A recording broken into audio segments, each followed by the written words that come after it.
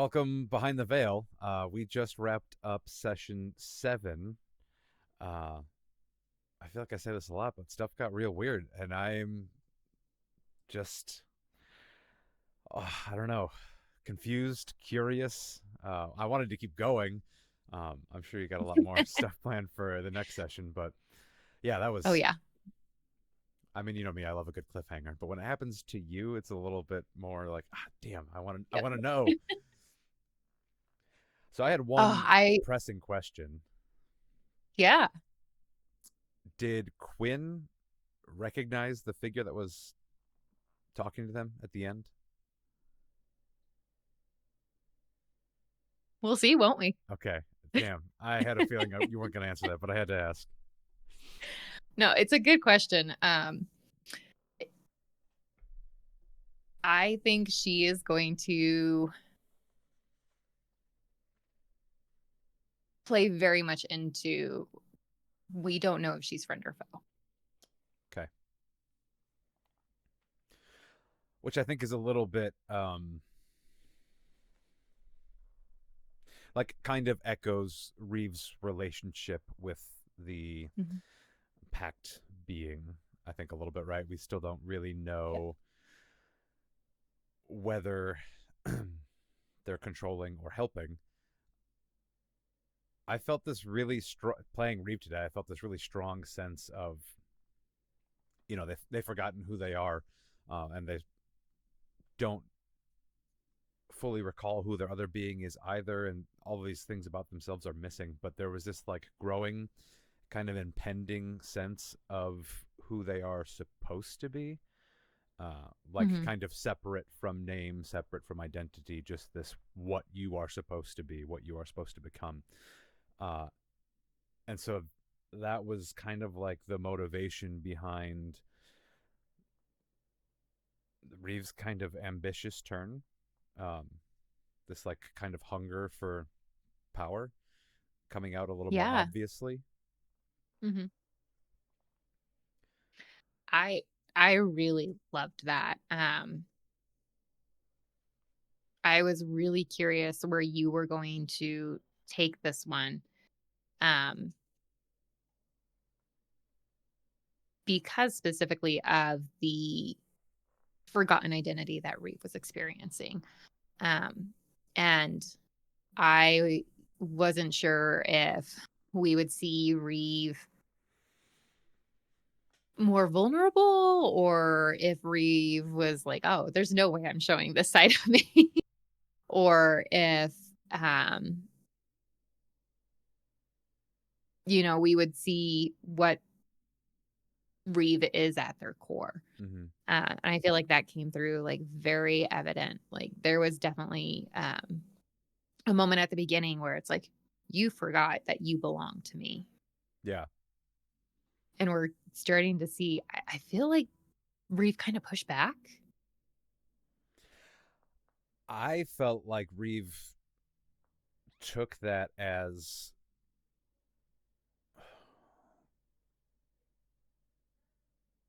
not a challenge, but like an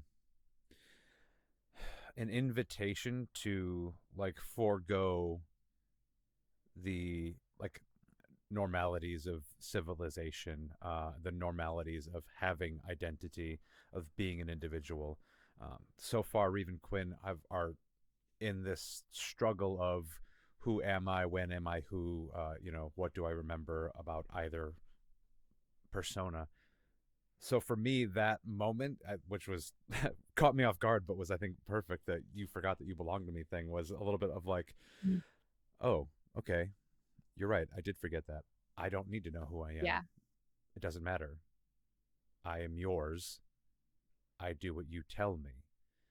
Uh, Mhm. and so for me playing as Reeve, I almost felt like I actually had the patron's voice kind of in my ear the whole time saying, "It doesn't matter who you are. This is what you have to do. Go do it. Don't let anything stop you. Go do this. Yeah. Be my vessel." Hmm. And I thought that was so important too, because we also saw Reeve kind of struggle with what their purpose was too. Mm-hmm. um, trying to figure out like how they fit in and even questioning Marin, like, why am I here?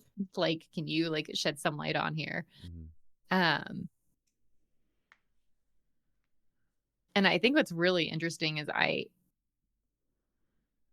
see Marin's like hesitation more and more as they begin to interact with Reeve about like questioning things. Mm-hmm. But Reeve is starting to like almost bond with Marin, like trust them more. Mm-hmm. So it's almost like they don't notice that people are having an adverse response to them. Yeah, while they may warm to others, others are becoming more and more hesitant of them. Mhm. Yeah. I felt like you did a great job of portraying that with Marin today, to be honest, because I think like Reeve felt this innate kind of compulsion to like want to care for Marin or look after Marin or whatever and feel okay in their presence, turning to them for answers and help with things that they maybe wouldn't have Mhm. before. Yeah, I I think too, like one of the things with the dynamic between Reeve and Marin is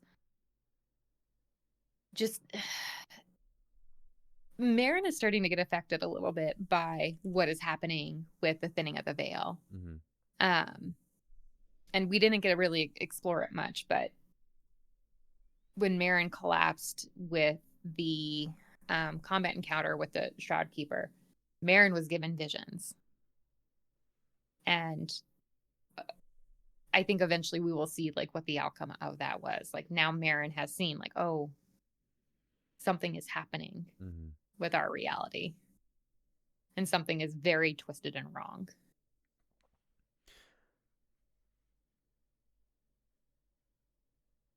It's probably too much for Marin to understand so far, but does Marin have any Mhm. sense of like what's on the horizon? I don't think so. I don't think like any sense, but with Marin, as far as they they're deep into their trinkets, right? Like they're very much like of the material world, of this advancement of technology. And now there is this thing that they kind of know about, they know a little bit about, but they're not well vested in. And that was something that was always Quinn's forte. And they might be a little out of their depth now. And they're wondering, oh shit, was someone actually onto something with this? And beginning to wonder what that impact is going to be like.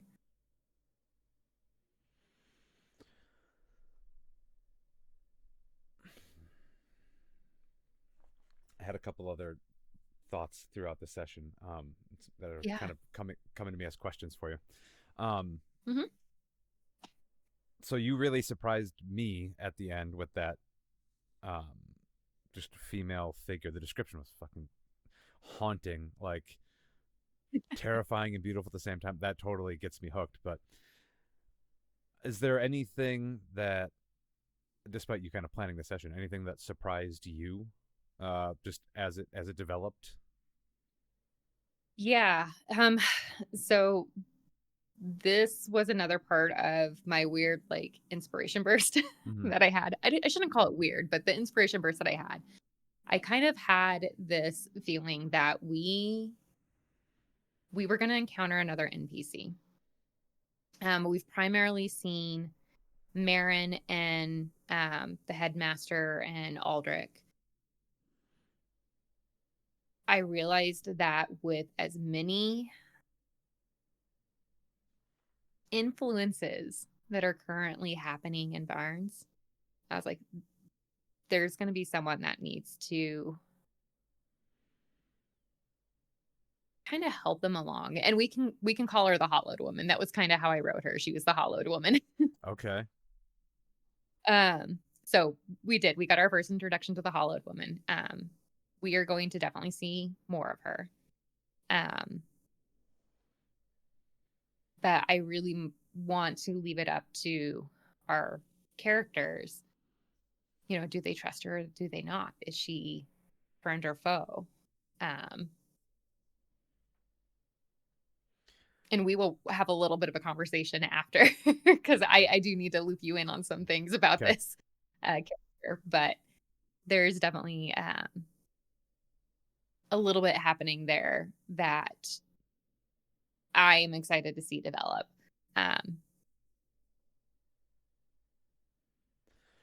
Did you draw on anything like specific for inspiration for the Hollowed Woman or for the rest of the session? yeah. So eh, when we had session 6, there was the vision that was had of the like golden basilica um, when Reeve had taken on the mask. And I was already kind of planning a thing with a church, specifically a hidden church. Um, so I was like, oh, this is perfect. This leads right into it. Um, and it's going to kind of bring us more into the seals as well. Cause I thought a lot about when we were doing her introduction. It was important to me that it's alluded to she knows more about what is happening Mm-hmm. and that she could be a source of information and knowledge. But I also wanted us to wonder, like, is it going to come at a price? Mm-hmm. Um, and the way she introduced the breaking of the seals, like that, it was just something that I was thinking about. Um, like after we had our last session, I was like, okay, the first one was a sigh.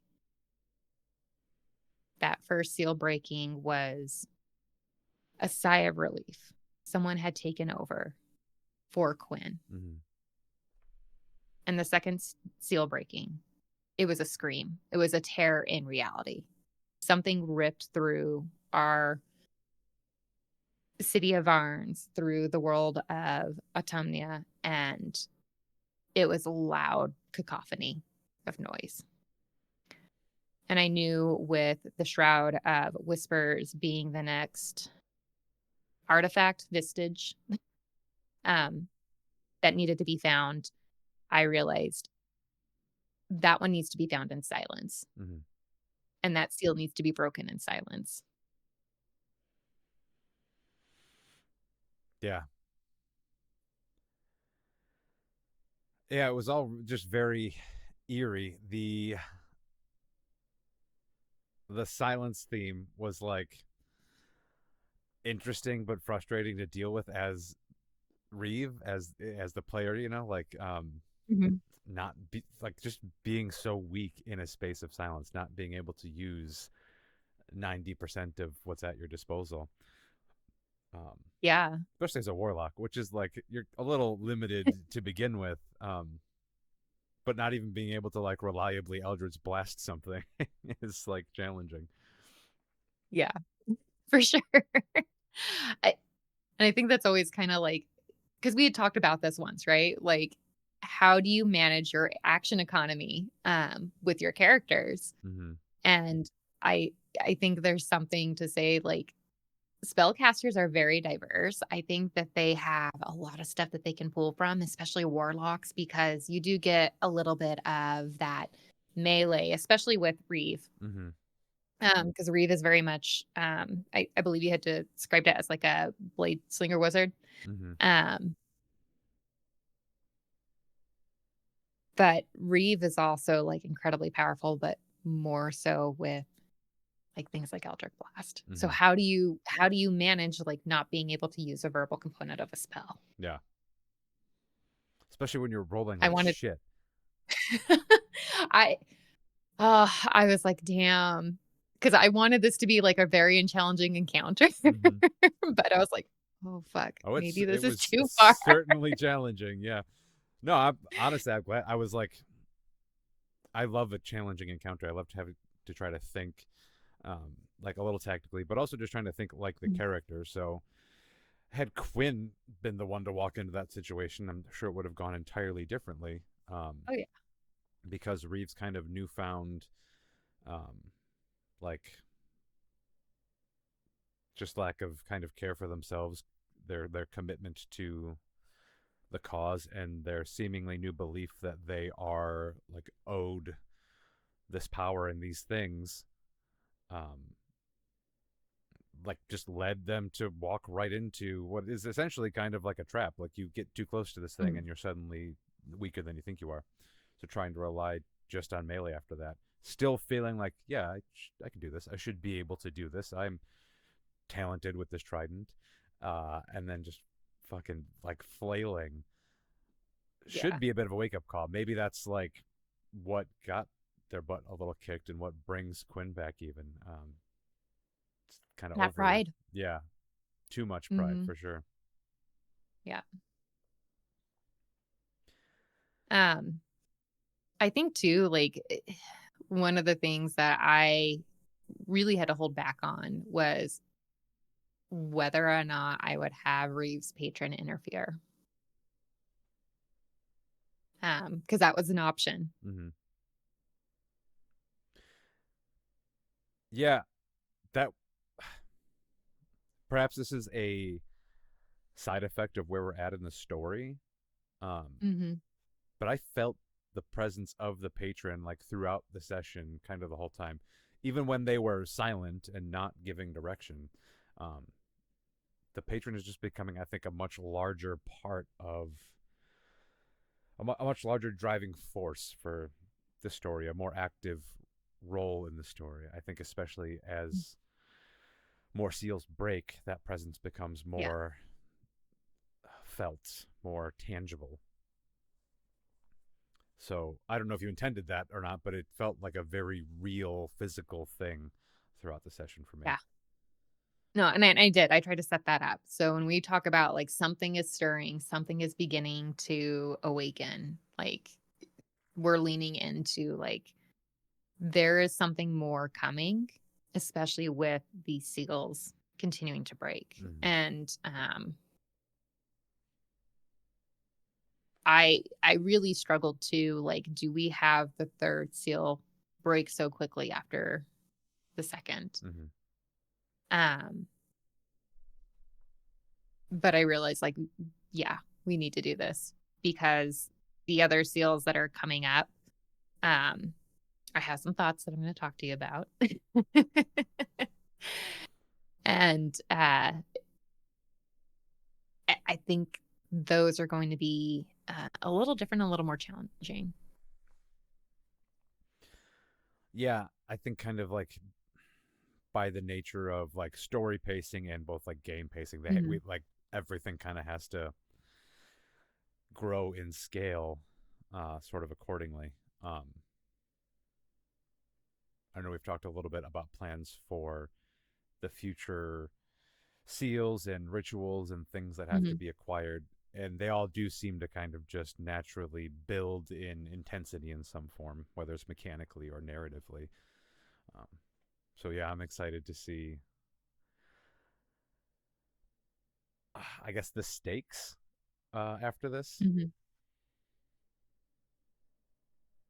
Yeah, and I'm really looking forward to next session too because I don't know, I already have it written out, so I'm like I'm ready. Yeah, so am I. We could keep going. I'm just saying. I know. No, not tonight. I was like, I gotta like let you digest and like I also feel like I'm like, yeah, I gotta give a little bit of it back to him. The cliffhangers kill me. I'm like, Yes, what? I know. I do it so often. I do it like every session now. I feel like, but Yeah. I mean, but it's great storytelling. But I also love when you leave on those cliffhangers because I get to pick up on them and I'm like, okay, mm-hmm. I get to decide now, like what happens next. Yeah, it seems to work surprisingly well, actually, leaving an opening for the next person to Mhm. fill. Um, because yeah, if we had like a hard close to a session, I guess you still have kind of the same opening. But if we really define Mhm. like what's happening at the end of that scene, then it's in my mind, a little bit harder to pick up from how do I work that into where I want it to go next. Um, Right. so we ended last session just like Marin trying to get Reeve out of the catacombs, right? Mhm. But everything was still kind of in panic. There was still all of this tension. The full results of the seal breaking hadn't been revealed to us or anyone. So there's just this big wide opening for you to take and run with, which Yeah. I don't know how easy it was for you. You know, you said you had this kind of burst of inspiration, so it seems like it was just really easy for you to take all of what you had and just kind of pour it into what you wanted to happen next. Mhm. And it's kind of interesting because I really kind of found my niche in this too. I know because we've kind of talked about like I like writing. That was writing and drawing were the first two ways I really got into art. I used to write like short stories and little comics all the time. I wanted to be a comic book artist. Um, and I was talking to one of my friends, just about what we're doing with Table for Two and my writing process. And when I was telling her, I was like, I feel like I found my niche. Like, I really enjoy horror and suspense writing. Like Mm-hmm. there's something about this that it just ignites something in me. Mm-hmm. So when we do have those cliffhangers and we have those moments, like, yeah, it's super easy for me to pick up.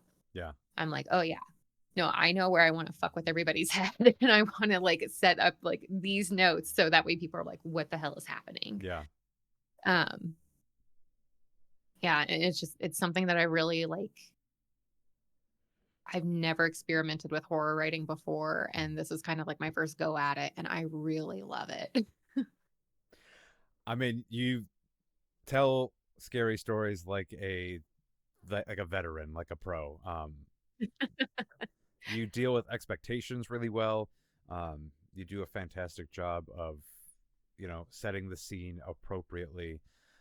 Um, and especially when it comes to D&D, you make sure, I don't know if you consciously do this or not, but like you use the mechanics to reinforce the narrative concepts that you're trying to drive home, which makes it all Mm. just feel more real, more dangerous, more tense, more believable at the same time too, just from like a player perspective of, okay, we're going to a silent cathedral. The effects of the creature being whatever, it reinforced those themes of silence and how damaging it can be, how scary it can be. So I don't know, just the kind of like left hand meets right hand of mechanics and storytelling brings the whole thing together.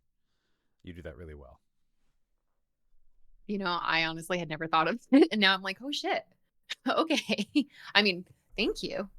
But I was like, I I guess it was not intentional. I Well, hadn't really thought about it. I was it like, what's really is an scary? innate This is. talent then, because yeah, that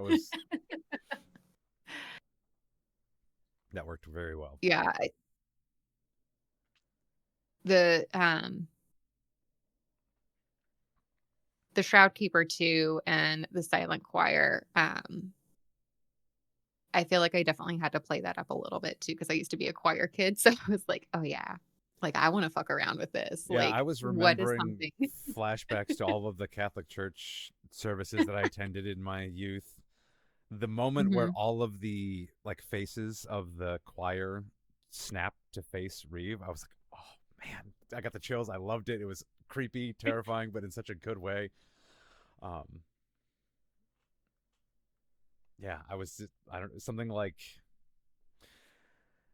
it's like a statue turning to look at you or something, like it's just Mhm. so wrong and eerie. Suddenly to be the center of attention for a whole group of people was just like, oh fuck, that's yeah, In a completely silent room too, you're like, "What yeah, the fuck did I do?"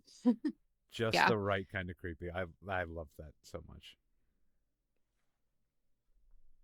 Yeah, it was again, it's something that I found, like, is really fun to write, and I've really just had this crazy outpouring, and I love it, and I'm so excited. I'm like, anytime I get to, like, write a session, I'm like, "Yeah, I'm gonna fuck shit up today." And not like not that I wanna, like, fuck with my characters, because I love my player characters, but I'm Mm. like, I want you guys to have a good time. Like, I want you to have that immersive experience. Yeah, the like edge of So, the seat feeling is yeah. exciting and draws you in more. Um, Yeah. so that definitely came across in like the tone of this session. I know you can't really spoil what you have planned for the next session, but would you Mhm. say the tone is similar? Is there going to be kind of a shift in like vibes or direction or any of that? So, what I will say is we will definitely have more interaction with the Hollow Woman Okay. next section. So we are going to explore what that dynamic is a little bit more. Um, and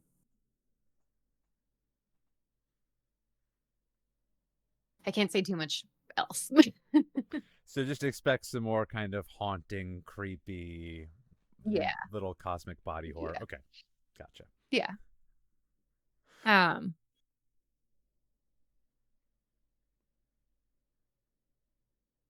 when you are writing sessions, because this is something that I was beginning to ponder on too, is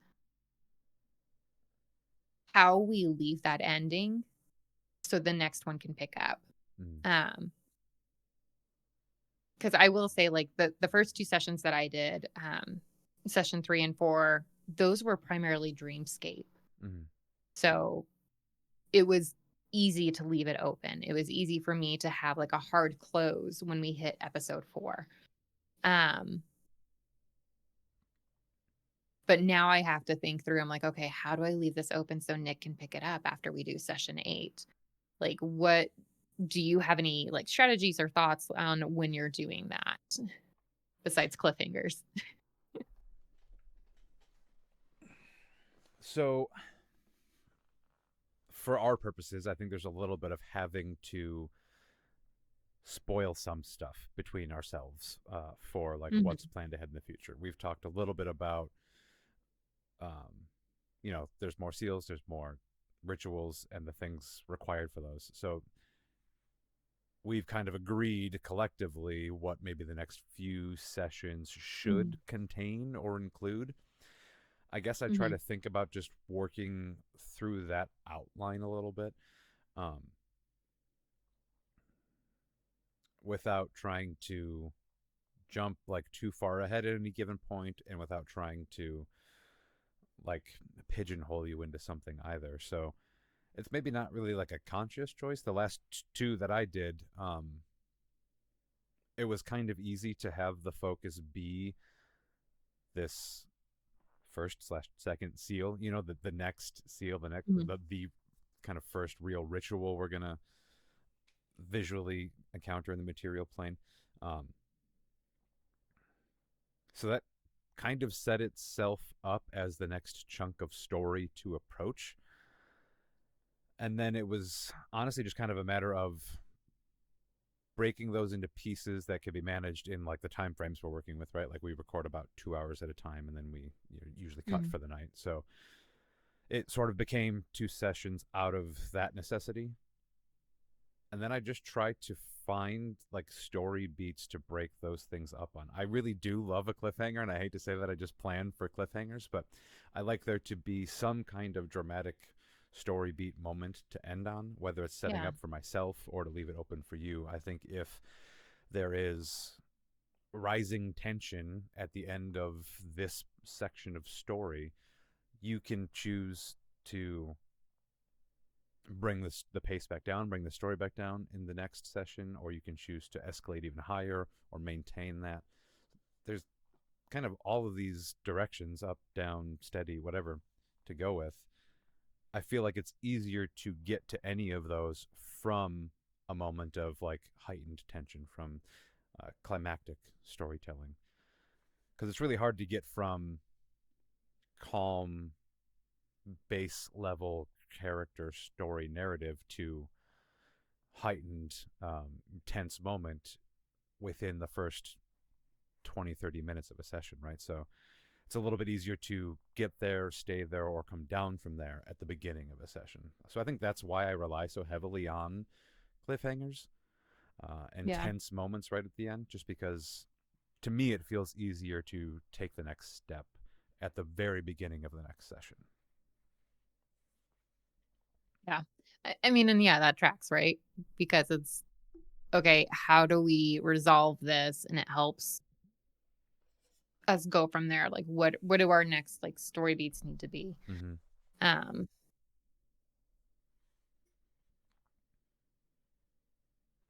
I can't wait to see what you do with session 9 after we close out 8. Yeah, I'm curious for what's coming up for 8. Part of me is starting to think, oh, how quickly are we going to move through some of this stuff? Um, Not that that like matters. You know, we don't have like a Mhm. episode count we're trying to hit or anything. The story is really driving itself, but the story is escalating and it's picking up pace, and that Yeah. I think is a good thing because that kind of reinforces the um, just the overall tension, the like the heightened trauma and the kind of impending doom, so to speak, that is distantly on the horizon. It's coming closer and closer and faster. So I think we'll naturally have some more like really exciting sessions. Uh, yeah, man, I don't know. It's a little scary at the same time because it's like, oh, I just want to keep enjoying this. I want to relish this for as long as possible. So I don't know. Mixed feelings Yeah, about it's tricky. moving through the story. Yeah. I think the thing that surprises me the most is how fast we are, and then we kind of talked about this like when we were initially setting up that a duet game goes by so much quicker. Yeah. Like sessions are I think I have really enjoyed it because I get the opportunity as a player to actually dive into the role play Mm-hmm. and dive into the character development. And then as a DM, I get to immerse the shit out of you. Yeah. I'm like, yeah, let's go. Um, It's really interesting because it allows yeah. us as DMs or players to spend so much more time in character role playing and like painting scenes and describing um Hmm. yeah, just describing scenes and describing NPCs and like taking really slowing down and taking the time to like explore details. But at the same Yeah. time, we move so fast through story when it's just the two. Like we can get from point A to point B with no interruption. So it's a Yeah. weird Like, balance of mhm, both, I guess. Yeah. yeah. And it's interesting too, because I think with a duet, I've noticed like we haven't had to have those pauses to recalibrate. Like we haven't had to have a shopping episode. Right. um, Yeah, which I mean, with Eldritch horror kind of stuff, like I don't know how you would fit a shopping episode in. Right. I think I need to explore that and maybe observe it a little bit more. But Yeah. um, yeah, I was like, we do move so fast, and I think the understanding of like the story pace, it helps a lot in regard to not feeling bogged down by like having to like take those pause moments and do like a filler here or there. Mm-hmm. Um, with the story. I mean, Right. we have thoughts for other fillers and Right. episodes, um, but yeah, I'm like, huh, this is so much quicker.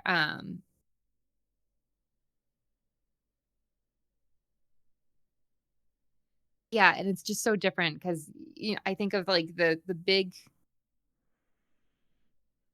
two scenarios that we have when we're playing like a tabletop RPG is we usually have like a one shot or we have a campaign. So I feel like this is like a great balance between the two because it is faster paced. It's Mm-hmm. not necessarily like a years long investment to play the same characters and game over and over. Mm-hmm. And not that it's a bad thing, but I think it is like a really good balance of like, hey, if you just want to move through the story and tell this story, you can have one player character. Mm-hmm. Yeah, I've even seen people selling like solo D&D products now, like Hmm. stories that you're meant to DM and play yourself, which is interesting. Um, Yeah. I don't know if I'm ready to go to that extreme yet, but the opportunity to like take solo control of here's what we're doing for this session in a duet still and have another player involved has been amazing. So Mhm. I would like I'm always telling people to play D&D.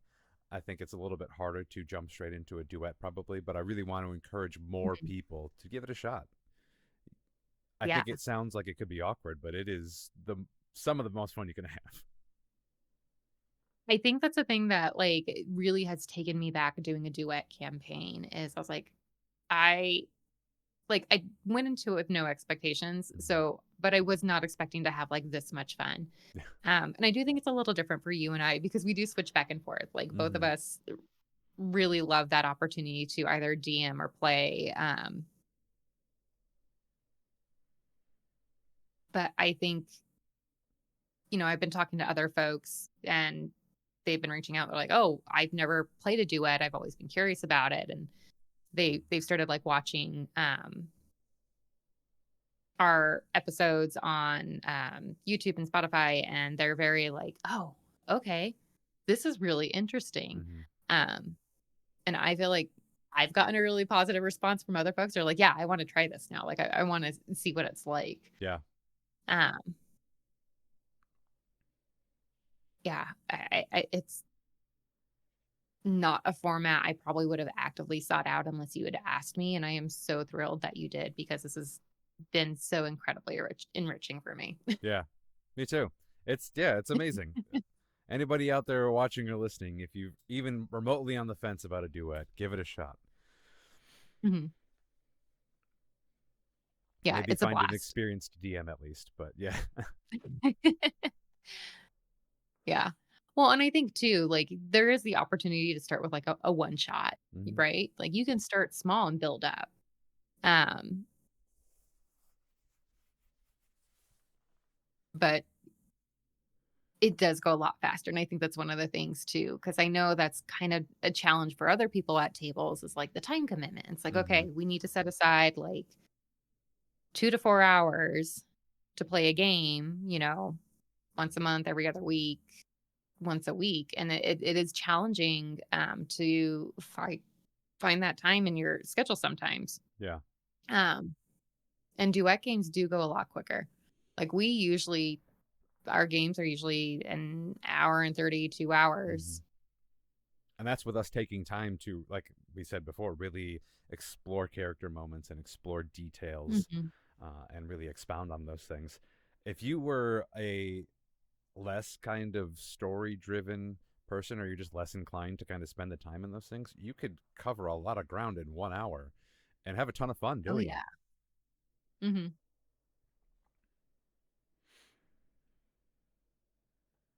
Yeah, we might No, have I to think put a timer on ourselves one of these days and try a 1 hour episode, just see how much we can get done. be like, let's just blast through it. Let's see. Let's go. Yeah. So much shopping is going to get done. Yeah. We'll speed run the shopping episode. That's what we'll do. If we have a There we shopping go. episode, we'll make it a speed run at the same time. Love it. I'm here for that. Oh man. I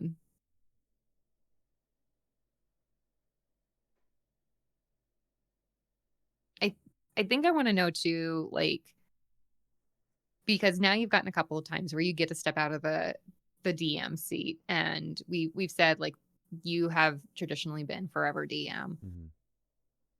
What how are you feeling as far as that adjustment, and what are some things that you are really excited about when you come to the player seat? So the very first time it was a little nerve wracking because I, like you said, have very little experience as a player, and I'm like, what do I need to do this right? Like I know how the game works, I know the rules, I know what I'm supposed to do, but it just felt so drastically different.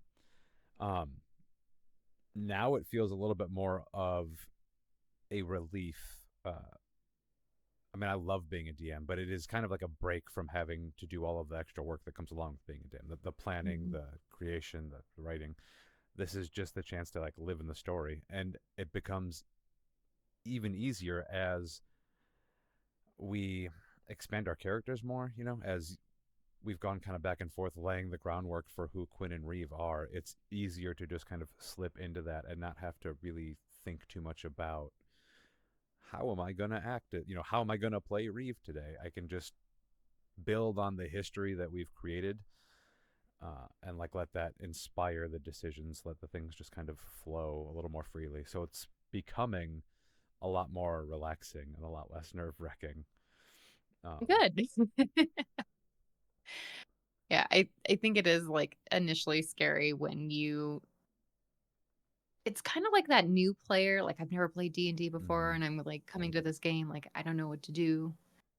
Um I feel like it's like kind of those same jitters. Yeah, yeah, I don't know if it'll ever go away completely, but it's Mhm. definitely getting easier. um, yeah, like I think I mentioned earlier in today's session, like Reeves' decisions came to me a lot more easily, and there was this extra motivation of the patron involved. All of that stuff just kind of was like going on in the back of my brain the whole time. I didn't have to really overthink anything. Yeah. No, I'm and enjoying it. I'm excited to get another shot at it in our next session. yeah, I really can't wait for you. I really have come to love the way that you slip into character for Reeve and Quinn. Um, and just seeing the way that you have been able to pull that inspiration or those personalities and like just really lean into them. So I am definitely very excited to see what happens with next session and how um you're going to lean into our players again. I'm Quinn now, right? For next session. Hmm. Okay. Yeah. Next question. Yep. Anything else I need to be prepared for? Um, no. Yeah, I didn't think you were going to answer that one. I had to try. I appreciate the effort. That's how it works being a player, right? You got to start picking for details. Yep. Speaking of details, I feel like we probably have some stuff we need to talk about off camera. Yeah. So Any we should final definitely. thoughts? Um, I think my final thought for this one is actually more about taking the opportunity to like do something different, try something challenging. Um, I mean, if it doesn't work, it doesn't work. You don't have to commit to it, right? Like if you're like, oh, I don't like this, you're like, cool. You tried it, you're done. Um, but I think that's like the big thing is I think the final thought is people should try things more often. Couldn't agree more. All right. Well, let's leave it on that then, huh? Yeah. All right. Well, thanks everybody for joining us for Behind the Veil. We hope you got a little additional insight into where we're going with our character development and enjoying this little peek behind the scenes. Yeah. Thank you all for joining us. I've been Nick Kennedy, and with me, Janna Harrison. see We'll you see when you we're when we're someone someone else. else.